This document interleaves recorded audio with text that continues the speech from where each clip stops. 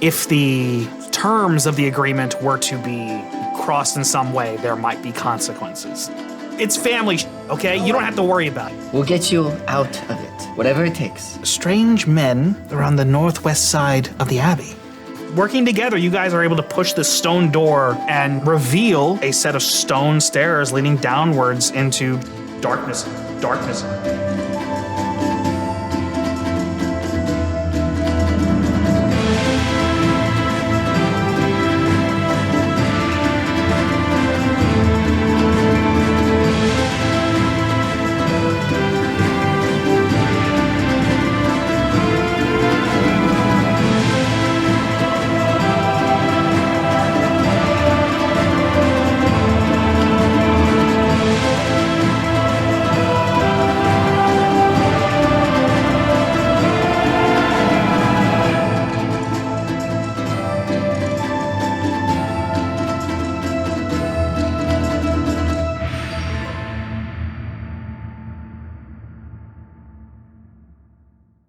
Welcome back to Tales Unwritten, the only tabletop RPG show on this channel. No, that's it. Oh. It's the only one. Just the one. And we left you guys off staring into the void as some stairs led down into some sort of catacomb. Yeah, that's a good point there. Like, how would you describe this opening? Does it look like a natural cave formation, or does this look like it was carved by human hands? Oh, very unnatural. It's part of a giant statue, so it's part of the statue. It's like all carved by human hands. But does it look like it was carved at the same time the statue was made or after?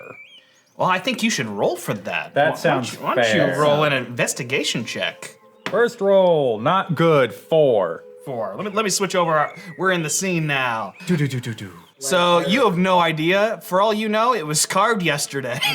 Speaking of architecture, what are we looking at as we look down these stairs? Are there like sconces on the wall with torches, or is this just like looking down, there's a little bit of daylight and then darkness? Yeah, right now it's just like it turns into inky blackness as you stare down. Like you see a few steps and then it just sort of... All right, having failed to examine the stone, I'm gonna pull my torch out of my pack. Yeah, I was gonna say, as one of the few races in D&D that doesn't have night vision or dark vision, I'm gonna go ahead and pull out my torch as well. I can see. Wait, hold You on. do have dark vision. I can see. Which one of us is lighting ours? We shouldn't light both. I mean... I'm lighting mine.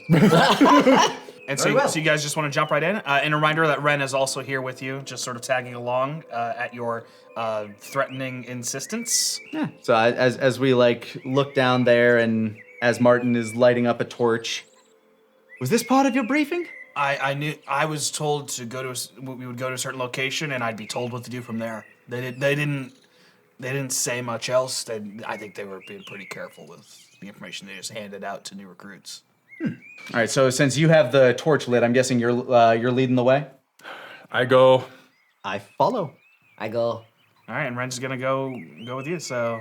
Are we leaving Billy outside? Billy's back. Just At the like still at the stable? Yeah. Okay. I actually don't want to bring Billy down a set of Probably not. precarious stone steps. I'm just double checking here to make sure. Like I'm sure the children will have fun with Billy. All right, so you guys are heading down into the cavern. You know, it is so funny that I can see right in front of me, and you are not able to, so you must use tools. Yeah, it's so funny. Do you want to go in the front? Oh, no, I think Yeah, okay. you should do it. You are so confident. I don't have the fire. I know, you stay at the back. It is okay, I pat him. Off! Leave him alone. Like a cat batting something, it is Stop! As you guys descend down, can y'all just roll a perception check for me? 15. 18. Okay. And I just rolled 15. Well, y'all see the same thing, which is like you see sort of intricate carvings along the walls of the catacombs as you go down of all sorts of things, but the most reoccurring figure is of a sort of bearded man with a beard made of like leaves and vines and whatnot. Does this have any sort of like historical or religious iconography that? Well, you may roll a history or religion check. 15 again. You know at the bare minimum that this is the same figure as the statue up above was depicting. So Okay, just kind of like a cruder carving, and while the statue up above may have been ground down by wind and rain over the years. yeah. And as you go down, you become aware that, this cavern is extremely old. Keep continuing down, keeping ears peeled for any signs of life ahead, although at this point they are much further ahead of us, just unclear of where their way station would be. So I want to check in, how does Maud feel, do you think, going into such an enclosed, dark space? Does not like it. She's feeling a bit claustrophobic, but she's not gonna tell anyone that. Can you roll a wisdom save for me? Wisdom? Yeah. Ooh, wisdom save. Oh god. So it's like +1. +1, so it's 3 total. You have a panic attack. Oh no. How does Maud have a panic attack? The fur on the back of her neck is starting to like bristle up slowly until her whole head is just kind of like, you know, like when a cat gets startled by something, she's very poofy right here, and she's breathing in and out like kind of fast. She's trying to hide it, but not well. Ren, I just rolled for it. Ren's picking up on it. And he's actually going to try and walk you through, like, just like, all right, whoa, hey, just like breathe in your nose, out through the mouth, like just circular breathing, you know, like. Oh, no, I'm fine. Yeah, no, do what I'm saying though. Okay, so in through the nose, out through the mouth, and now roll with advantage on your wisdom save. +1 is 19. All right, so you successfully calm down now. We good? Are we? Okay, cool. So don't do that. Thank you. I am sorry. Whatever. It's fine. Not used to this type of environment, I take it. No, punishment was, enclosing in small spaces. I do not like it. I'm sorry. We should continue. Why are you sorry? That's dumb. Nothing to apologize for. Martin has kept going down the stairs even after this was happening. Either not caring or not noticing, it's not entirely clear, but once Maud talks about punishment, he stops and turns back. What were you punished for? It is not important. I am not. I'm sorry to what is word? Trauma, dumping of it. So you were very withholding of it all. So if anything, it's trauma retention. That's not good for the. That's not good for the face. That makes it sound really bad, actually. It is. I'm not used to talking about my feelings. I'm sorry. It is not something that was encouraged at my home. It is not important. I am sorry. Keep saying you're sorry. I'm sorry. I'm sorry for being sorry. In essentially an effort just to kind of like lighten the air, I'd start kind of like strumming just like a little bit of a joyful tune, kind of quietly, like not like super loud. I'm just kind of like quietly strumming, picking some strings, and You don't have to be super loud for it to be loud here. So, Yeah, so and, it's definitely filling the air. And with that, I would also be emanating kind of like the scent of like lavender and lemongrass via prestidigitation, just kind of like, you know, making the air a little less musty around us. Maud reacts well to that. That calms her down a bit. Then, like, the hair stops bristling and like flattens. Yes. There are a couple of times Martin looks back up the staircase. You can kind of tell he's giving you the bit of a stink eye, but doesn't say anything. Me specifically? Yes, Karna. Yep. Can't see those eyes, but you can't know see they're the stinky. Well, it's just every single time it's like, Why are you doing this? As you head down, you eventually come across a metal door, just at sort of the base of the stairs and down a bit of a hallway. You don't have to travel too long, maybe like 10, 15 minutes, which is long for a hallway. Yeah, still pretty long for a tunnel. but not a long trip. Yeah. Maud is silly and still under the assumption because she can see things, even though there's a torch and they can't see it. So she's like, a metal door is ahead, even though they can clearly also see. so same stink eye, but instead of Karna, that time it goes to Maud. A metal door. Are there any markings on this metal door? No, it's like got bolts and sort of an industrial look about it. When you look closer, you do see a little slit for like opening up to look out. Interesting. Quite modern compared to the rest of the architecture. I have an idea about getting it to open, but it means essentially alerting whoever's on the other side. Is the idea asking them to open it? Maybe. It's not just polite asking. I can try to do what I was doing at the wagon. Karna holds up a finger. But what if it was somebody they were expecting? And I point to Ren. He has their marking. He was with them at some point. Perhaps he escaped. I'd be willing to try that. I have a backup in case there is someone there. I'm thinking about it and my hand is burning. I don't think I'm allowed. They're not allowed to knock on door? I'm not allowed to help you get further. If we just asked you to stand in front of the door, marking burn? Stand in front of the door? No, I can stand in front of the door. But Perfect. I Stand can't here. say anything to them. Okay. Martin just grabs Ren by the shoulders and shovels him in front of the slat by the door. Stand here, don't move. It's burning a bit. Oh, I can. No, sorry, that torch I put out. No, not the torch. My hand. You told me the plan. Martin smothers the torch. Mod knocks on the door and Martin immediately flattens up against the door. That way you can't see me if you look out the slat. Once you knock, it's like, oh, good luck. yeah, Mod wanted to grab both of them by the hand so we could like go So somewhere. you guys flattening deep against the door enough. so you can't see whoever is answering? Yep. Okay. You hear some like clicks and whizzes and whirs and then the slit in the front opens and it's like, who's there? I don't know what, who are you? Do you know the password? What? Do you know the password? Fucking, I don't. Just fucking with you. It's not a password. You can come in. Come on. Then you hear more clicks and whirs, and the door just opens. And can you all roll a dexterity check for me? A dexterity check? Yeah. I will say the second the door opens, Martin will try to charge in and just Charge in? just charge on the Okay. guy that opened the door. Okay. You can try that. I don't know if that modifies. Roll a disadvantage. Mod rolled an 8.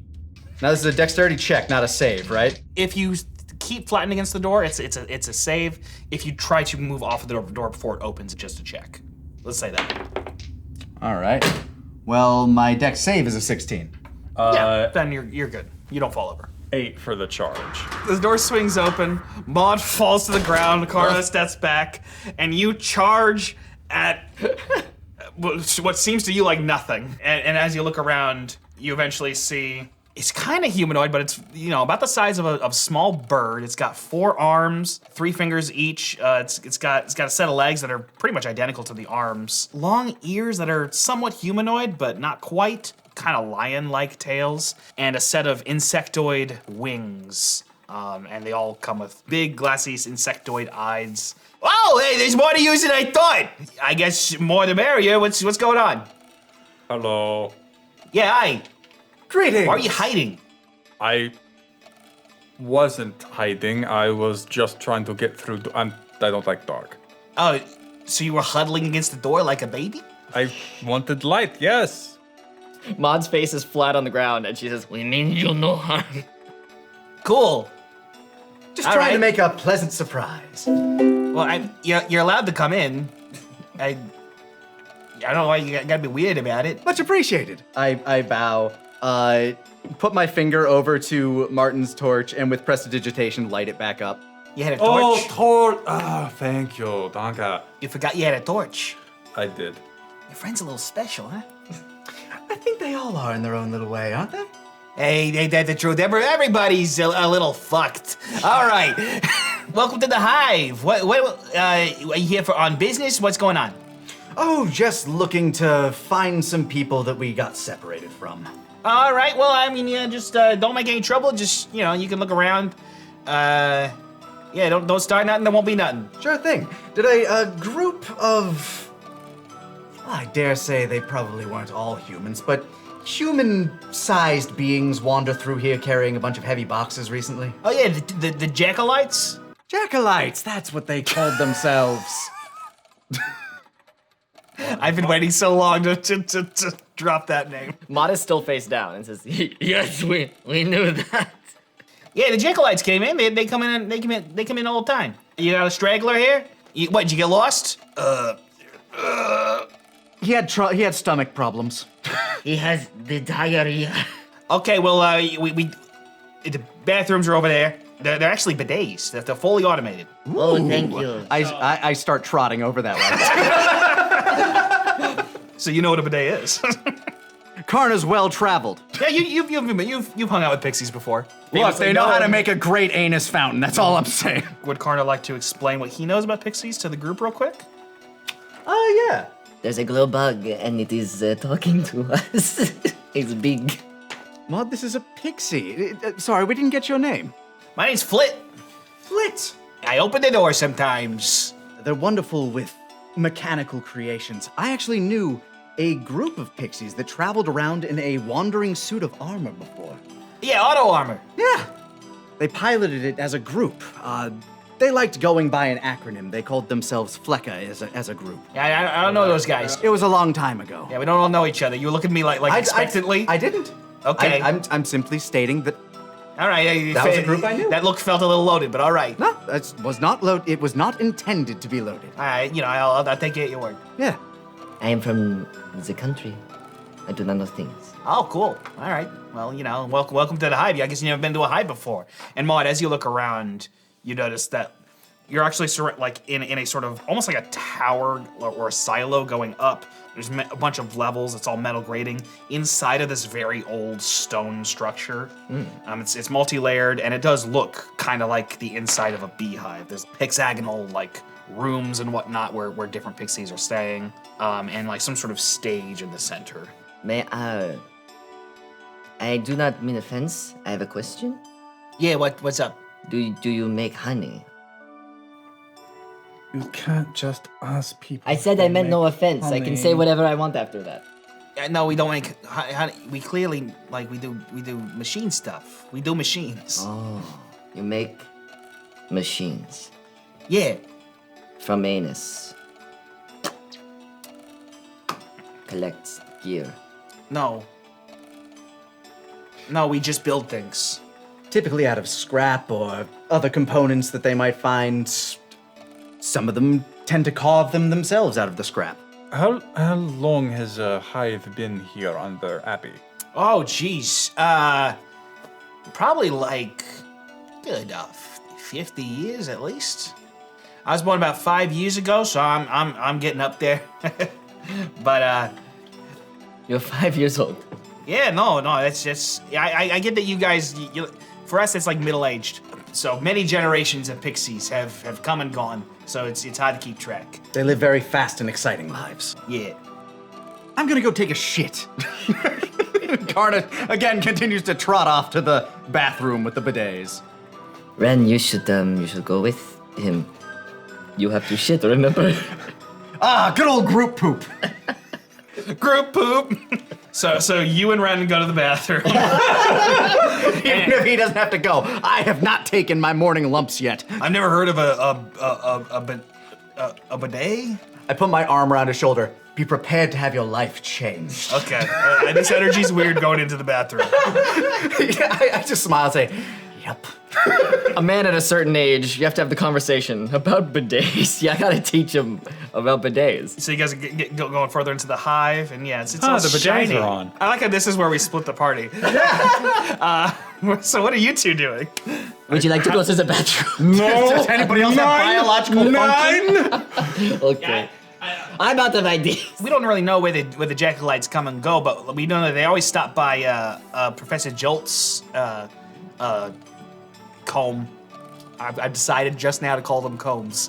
Professor Jolt live here, Jackalites come go. Yeah, they stop by sometimes, and they come in one end, out the other end, like a shit. I was about to say. We can go speak to Professor Jolt while we wait for them to shit.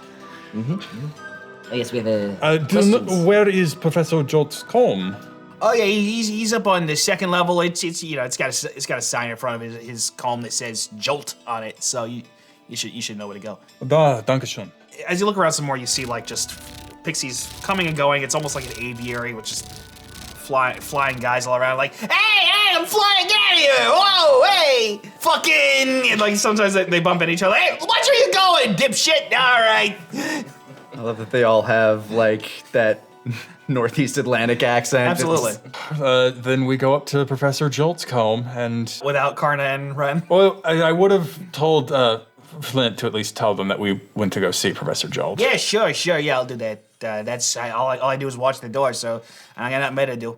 Nothing? No door to watch. Huh? No door to watch. Oh, I thought you said do to watch. I was like, and I'm not a Nowack. No, that's somebody else's job. I assure you, that is not anybody's job. Then who's this? Hello. Oh God. Yeah. That's Vorp. Vorp's a little freak. Get out of here, Vorp. No, he's fine. Don't bite into guests. It's actually helping. Okay.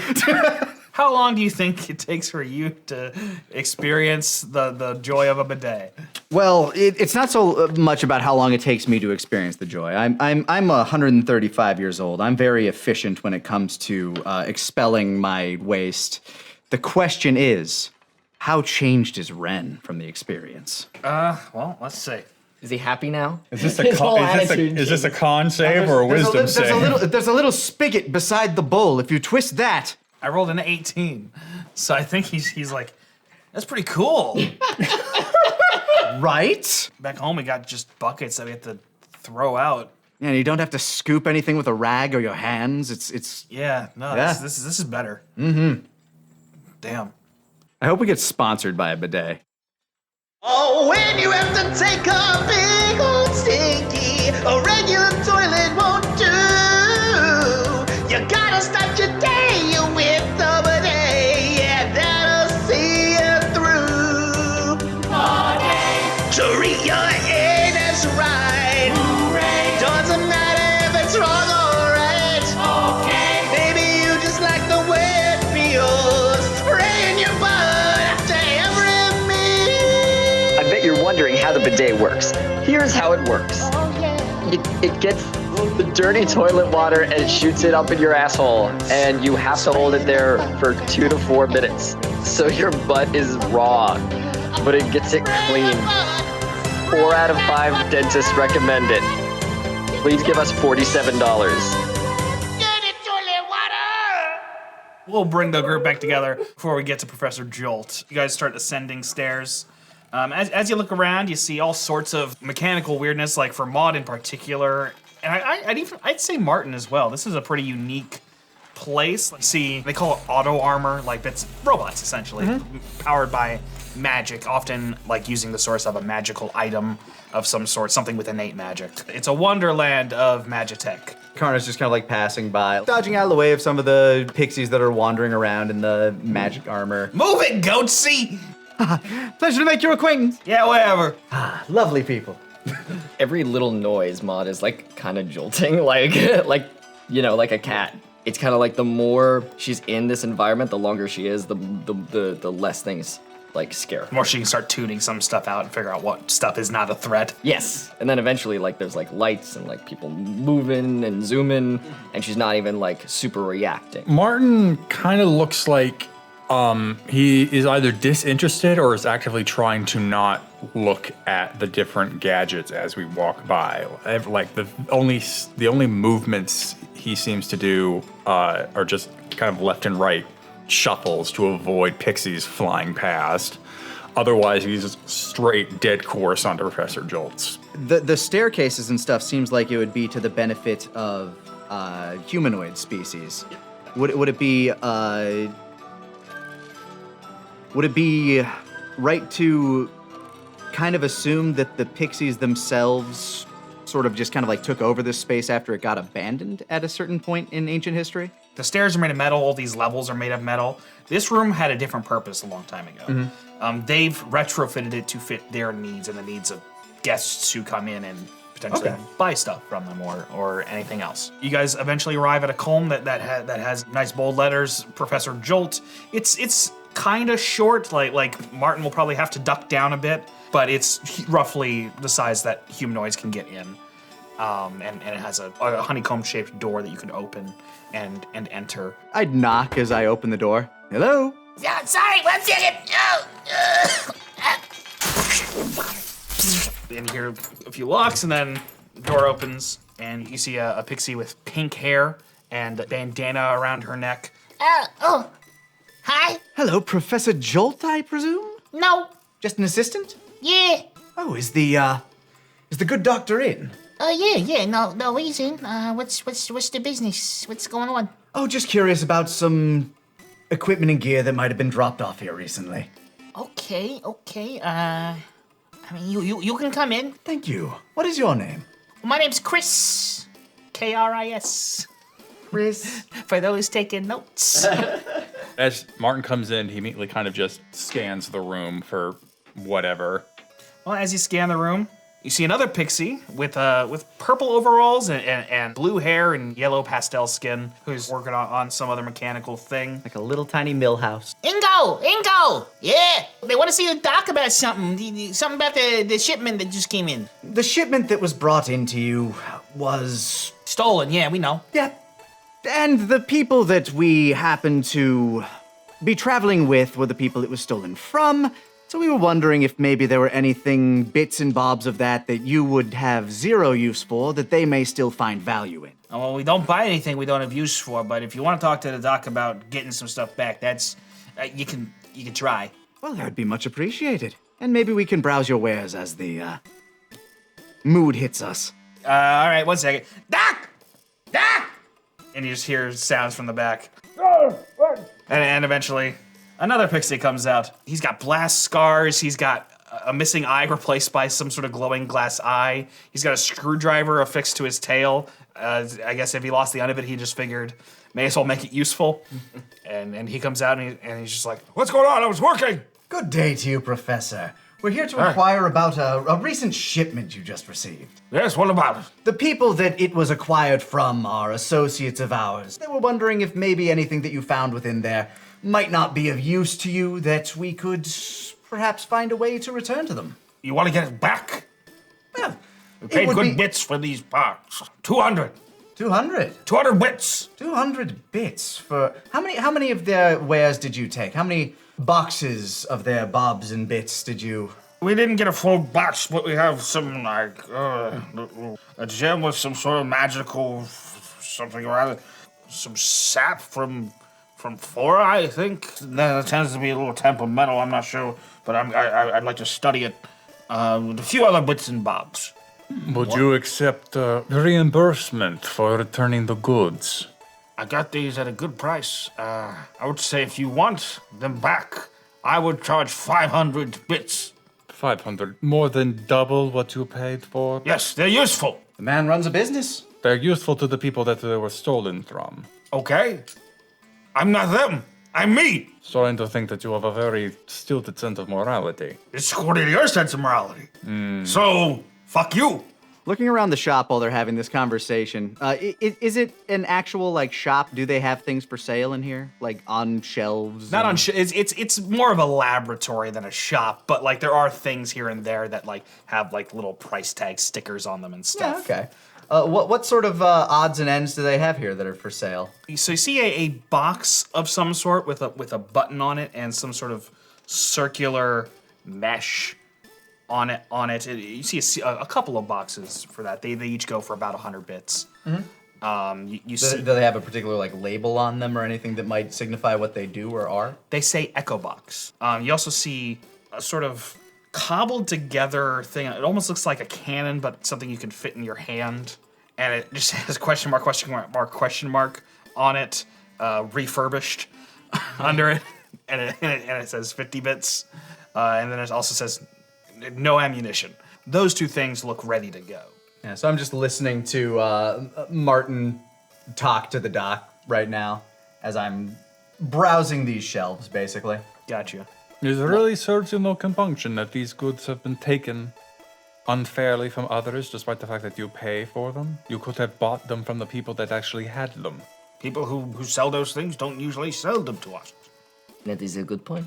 Humans don't tend to want to do business with us. We do our business in a different way. Karna just kind of like nods absently as he's browsing the shelves. Maud's gonna step up to Professor Jolt and be like, hello.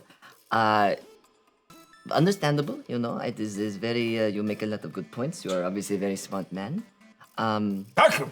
Yes, I'm curious.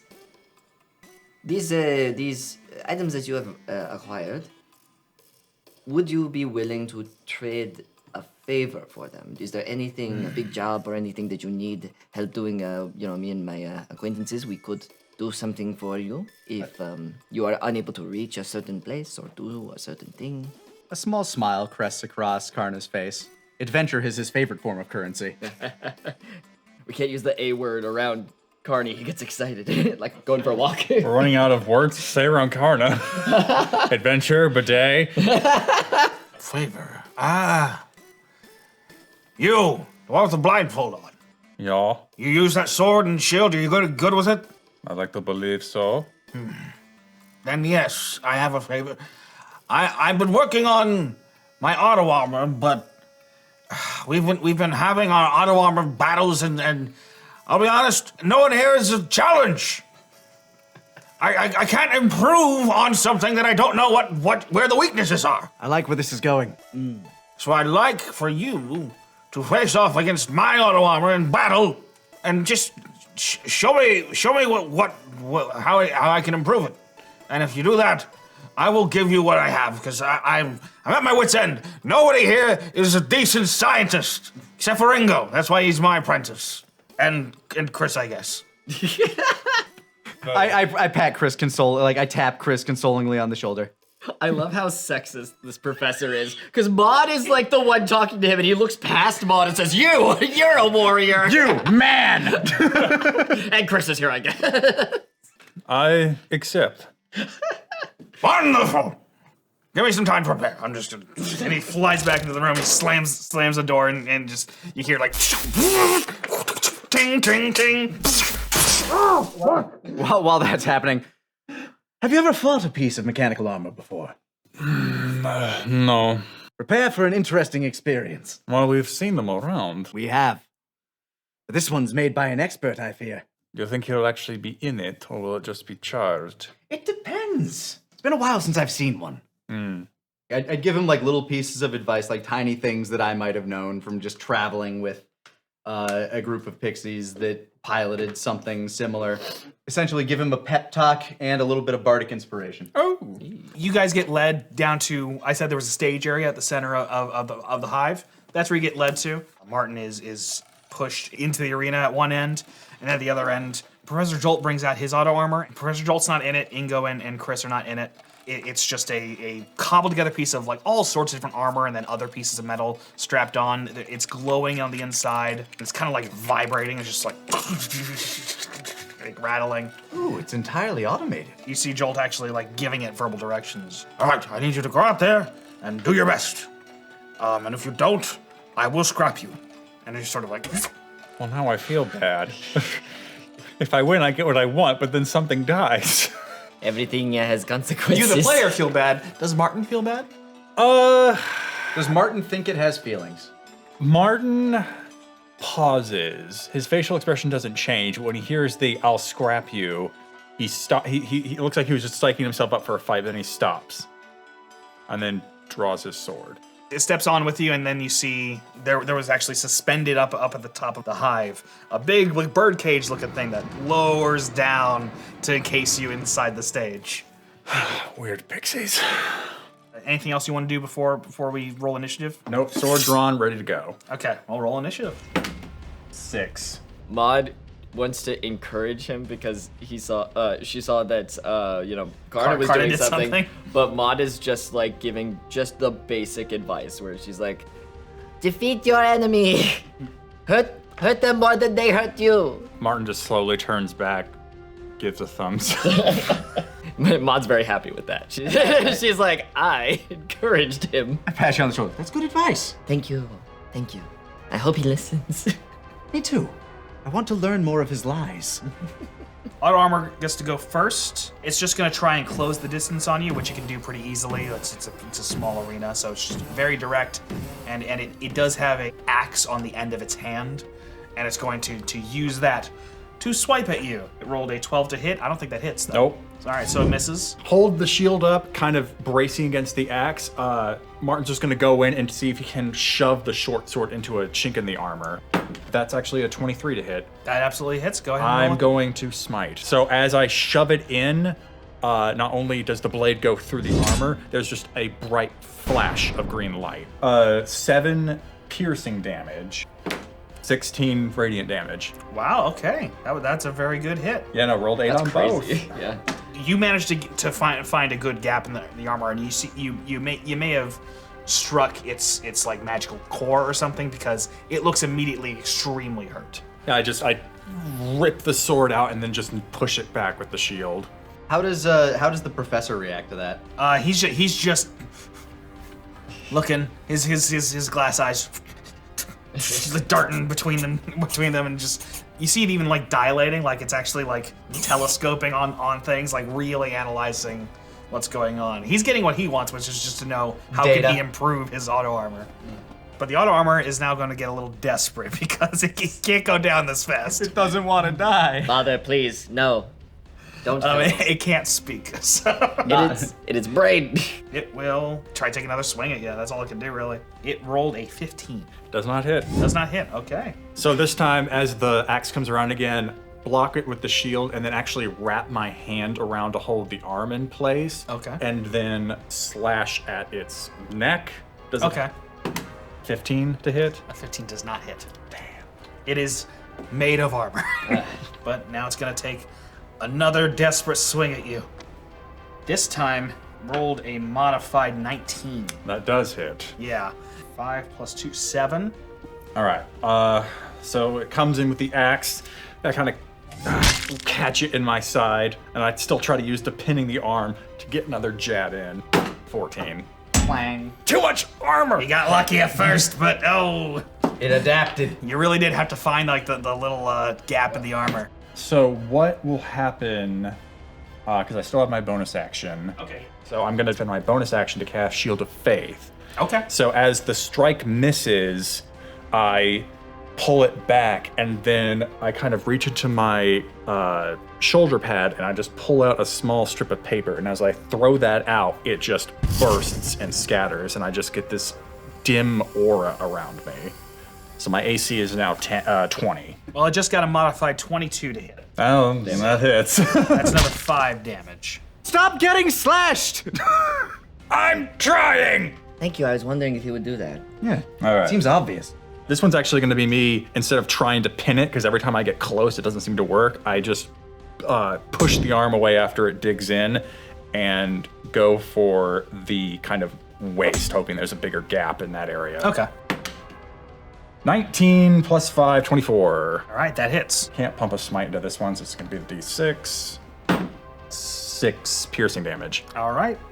How do you finish off the auto armor? As the short sword finds purchase in the waist, I kind of lever it up and try to go for the core, and then maybe if it's enough damage to kind of cause the magical energy holding it together to dissipate, the armor just falls in half. Like the leg's still standing up, but the chest plate and everything above it just falls over. So you go for the gap the armor and you try to hit the core? Yeah, I try to hit the core and then maybe just pop the whole thing in half. Okay. Yeah, so you stab the core, get your sword in there, and like you see it's... I'm gonna need you to roll a Constitution save. Oh boy. You can use the bardic inspiration for this. It does have an effect. I will. All right. 10 con save, so 12. You also gain 4 temporary HP. You are gonna take some damage from that, but it'll just be a d6. So let's see. That's 3 damage. Okay. So you get blasted back as the all the bits and pieces just blast out in a bunch of different areas, almost like a grenade. Not quite the same velocity of a grenade as a grenade though, because that would hurt a lot more. Since it only eats into the temp HP you give me, I actually like the idea that maybe as it explodes, the pieces just kind of hit like this weird barrier. I'm not sure how you would flavor it, but just like they bounce How would off. you flavor it? Basically, like as soon as you realize, oh shit, and like your body like is like, oh god, something's about to go wrong. This like expansive field just kind of like surrounds you with this like humming melodic tune. That as this energy gets kind of absorbed by that force, you kind of feel a little bit of comforted and protected. So as he's bracing himself, the color changes, and then the look on his face is just.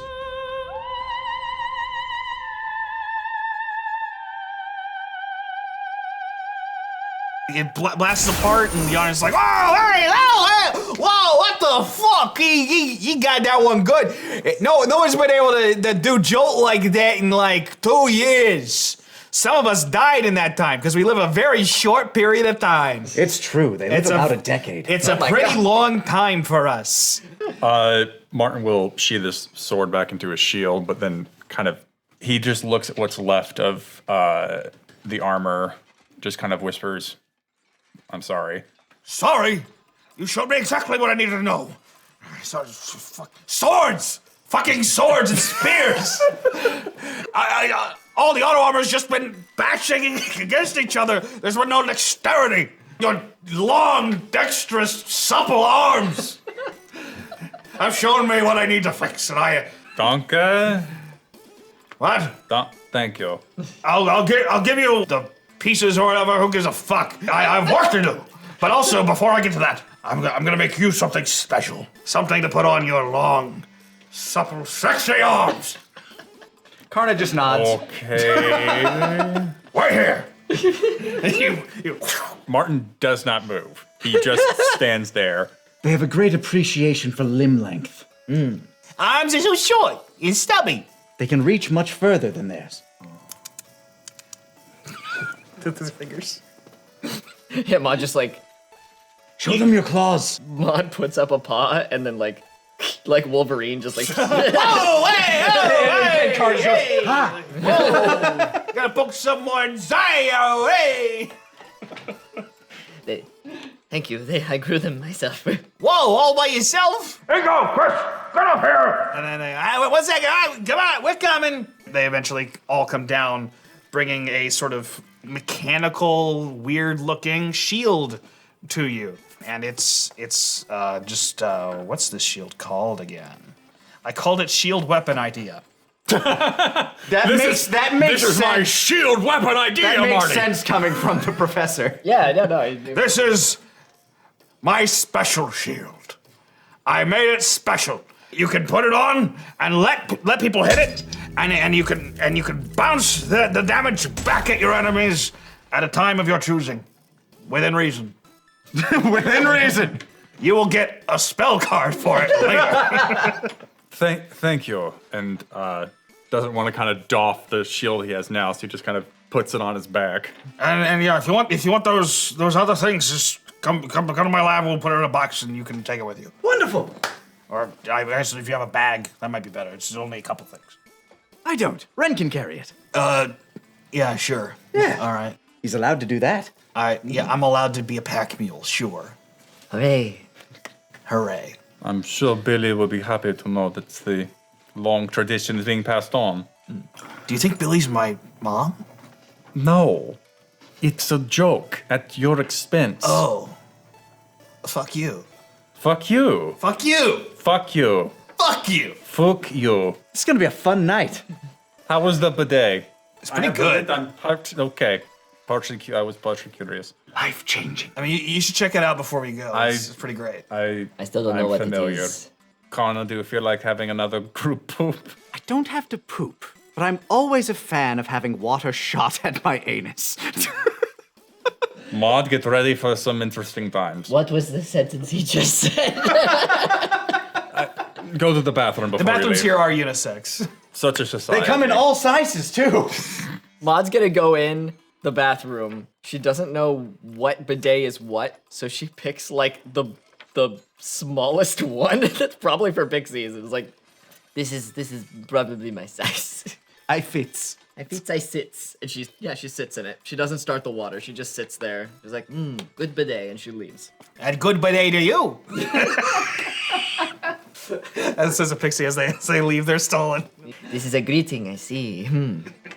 Go to collect the gear that Jolt hasn't already turned into anything. Yeah, he hasn't had time yet, so I can take crate when we leave. it's stuff that could fit into a bag if you need to. So Ren can put it in a bag. No, I'll take bag. Okay. Ren's got everything else. But I kind of like motion towards those things that are labeled echo boxes. What are these, by the way?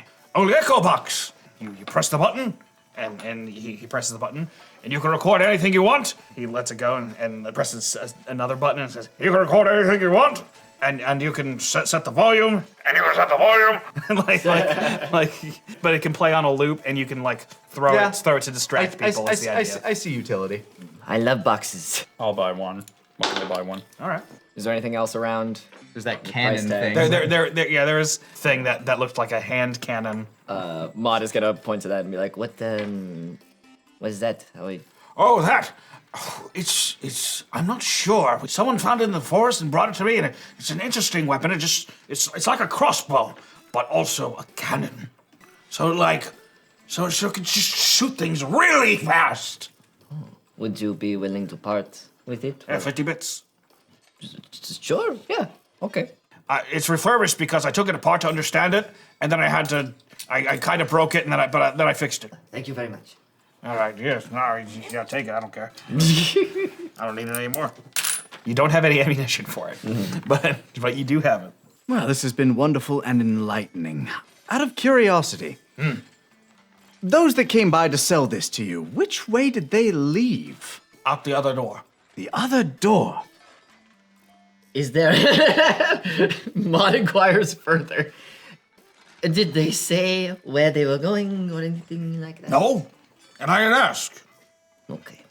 Do you happen to know where their headquarters is? Where they assemble? Why would I know where? I don't know. I'm just wondering. I don't go up there. We live here. Okay. Introvert. No, what we do is illegal. I see. They don't like us over there. We used to hang out up there. Now we don't. Haven't for many generations of pixies, which is to say 30 years. That makes sense. If we go through the other door, Billy is left upstairs. Might be safer that way? Honestly, yes, we could send for Billy later. Ren, I guess. Never mind. What? We might send you back for Billy later. It's fine, don't worry about it. Let's go through the other door. Sure, I don't care. I can't. I'm not making any decisions. Oh, I'm not asking you. Sounds good to me. I only was slightly concerned for Maud's ass. We see. Onward to more adventure! Why would you could be concerned about my ass? Billy! Oh, You see there's another very similar door on basically the opposite end of the hive that you can exit through. All right, thanks for visiting the Pixie Hive. Don't tell the feds about us. And if you do, we can blow you up. It's true. We have the technology. okay. And we leave out the door. All right, just another very seemingly endless hallway. Karna ponders the purpose of such a corridor as they travel through the darkness and the torchlight. Who holds the torch this time? I mean, if we want to follow our usual MO, I guess it's Martin up front with the torch. Yeah. And Maud's just backseat driving, just seeing things a second before you and saying, Rick, You constantly hear a, thank you, Maud. there's a rock. There's a rock. Thank you, Maud. Don't trip over it. Okay. I continue playing a soft, gentle melody and emanating the scents of lavender, lemongrass, and whatever else Karna happens to find nice. As you go along, this is a much longer trip. After the first hour of walking through a dark, endless tunnel, Oh my God. how are we feeling, do you think? My fingers are starting to hurt, probably. Yeah. There's only so much, like chocolate sugar flour. After like the 20th time Maud tells Martin that what's about to come up ahead, he just stops. Karna, why don't you take the lead for a moment? Okie dokie. I give him my torch and I just walk to the back. After Martin gets to the back of the group, he's gonna take the foreign sap out of the bag and put it in his own sack. Foreign sap. His bag. So you're appropriating the goods we're acquiring. One piece of it at least. The sap from the goddess The form. vial of sap, yeah. So eventually you come across a similar sort of unpixified, like sort of silo-esque structure. Here you can see a bit more of what that other room might have looked like. It also looks like a place where people could have lived at some point. We've been traveling basically straight this entire time, right? yeah. From the stairway As all far the way as to you here. can tell, yeah, just almost a straight line. What direction were we facing when we entered the statue? Were we facing toward or away from Port Tarif? Toward. Okay, so we're traveling east-ish, southeast-ish. Yeah. Karna coming into like a cavern like this would do what he usually does and test the acoustics. Just, hello! Look, I'm going to gauge like everybody around here. We probably spent like what, an hour at the I'd say hour and a Pixie half Hovel, now. and now we've been walking yeah. for an hour Yeah. or so. Yeah, say hour and a half of walking. Looking at my traveling companions, one of which who has been through not necessarily a harrowing battle, but a battle nonetheless, and one who is constantly on the verge of a panic attack. How are they holding up? Chocolate sugar flour, chocolate sugar flour. There's just the smallest amount of like a balding spot, just like right on the back of her Getting neck. real raw there. Karna would take the time as he's just kind of like wandering around, giving Maud time to collect herself, and Ren some time to get off his feet. I don't know. He's a baker's boy, probably not used to running long distances, marching long distances either. Just kind of like examine the area, see what like the unpixified version of this place looked like, basically. Trying to get a good scope of like what this area would have been used for, whether it was just like a safety shelter or if it was actually a space that people truly lived in. Sure. I'm gonna assume history +2, 14. 14. With a 14, you can tell that it doesn't seem like a place that was made for living long term. So it was kind of a shelter. Yeah, its purpose you can't get out of a 14, but you can definitely tell that long-term living wouldn't be really an option with the way it's been structured out. Yeah, especially given the very long hallway between stuff, it would be very... God, that'd be a nightmare. I think you could come to the conclusion that with it being so long and having temporary living spaces, kind of what it's being used for, like secretive, clandestine things. Making people crazy. All right, well, continuing down the path. After, let's say, 2 more hours of like hallway, Hallway, node. big room, hallway, big node. room, like. I'm so glad I'm behind Maud now. Chocolate sugar flour, chocolate sugar flour. She switches to the other side. She was itching here, now she's itching here. Karna just like, he's like not so much bored by the monotony of it as he is amazed at the fact that this place exists. Well, eventually you guys do come up to another set of carved stairs. There are stairs. Maud is gonna like take 2 stairs at a time and just get like on all fours, just right, gallop up. Maud is now in the lead. Yes. And Karna's just like, look at her go. Maud, no, wait. Maud will be the first to discover what's at the top of these stairs. Maud, when you reach the top of the stairs, you see a sort of wooden hatch at the top, something you'd have to like push open, but it's not locked. Okay, yeah, she's gonna push it. Okay, well then you push it open. Yeah. Are you gonna wait for anybody? Or you're just gonna jump out? Nope, just jumping out. All right, you jump out and you see what looks like a wine cellar. Do you think Maud has ever seen a wine cellar? I don't think so. I don't think she's ever drank. Okay, so you just see all these bottles of stuff. Yeah, I think she just sees it as like a place where things are kept. Not necessarily that this is a place specifically for wine. So she's like, it could be bottles of anything. But As Maud picked up pace, Karna would probably go to his normal move speed, which would mean I wouldn't be too far behind you as you popped out. You clearly recognize a wine cellar. Ah, wine. I look around. What sort of vintage are we dealing with here? Does this look like a very rich person's wine cellar, or is this like a village's bar room? Most of it's not that vintage, like 10 years or something. Some of it is significantly older, but it's like a very limited stock. The really vintage stuff goes up to 200 years old. And has a label that you do not recognize. Ooh, some of these are older than I am. is that a good thing? For wine, it can be. And that's probably the point where Ren and Martin take up the back and come in. I would also snuff the torch as I get out. I'm assuming this cellar is not as dark as the cave, but still. No. Yeah. It actually has there's lanterns already lit. So, Oh, interesting. So it's What sort of sounds hang in the air? Is it still like pitch silence, or is there like some sort of a ding coming from above You hear us? stuff upstairs. You hear chatter. You hear the sounds of footsteps above you. Can I recognize this as the telltale signs of a tavern? It wouldn't sound much different to you, yeah. Taverns are probably like one of the first places I tend to go in a town, so. Can all of you roll a perception check for me? A different die. 18.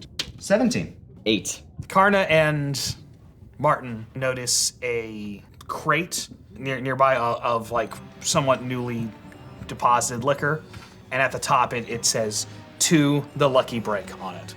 Oh. So you guys, as far as Karna's told you, are now in the lair of the enemy. What are we doing? What's happening? Looks like stealing. Oh. Double or nothing. I'm ruined. Too much thinking for my brain. I have a gun. There's music happening. Oh yeah. Oh, you love the way it feels. Spraying that butt crack after every single fucking